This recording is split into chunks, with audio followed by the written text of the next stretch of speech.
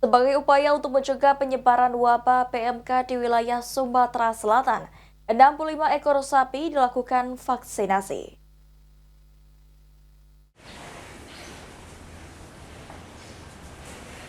Vaksinasi dilakukan guna mencegah maraknya wabah penyakit mulut dan kuku yang terjadi di sejumlah daerah. Dokter hewan ahli media, Jafrizal mengatakan sebanyak 67 ekor sapi divaksin secara mandiri. Hal itu untuk mencegah penyebaran PMK yang saat ini sedang marak terjadi. Selain dengan vaksin, biosecurity juga harus diperhatikan oleh para peternak karena penyebaran PMK ini sangatlah cepat.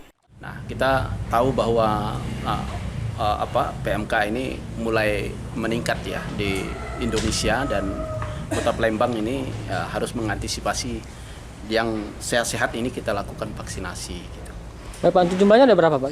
Ini ada jumlah sekitar 62 ekor yang kita lakukan vaksin hari ini. Bapak, mungkin sedikit himbauan selain vaksinasi, apakah yang perlu diperhatikan oleh peternak apa saja Pak? Ya. Vaksinasi merupakan salah satu kunci, tapi ini faktor yang paling kita anjurkan untuk.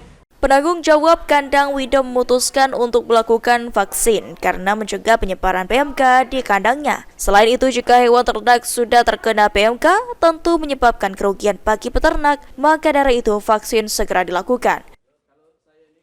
Kalau di kandang ini ada 65 ekor. 65 ekor. Baik Pak, mungkin untuk vaksin mandiri ini, kenapa kita memutuskan untuk vaksin mandiri?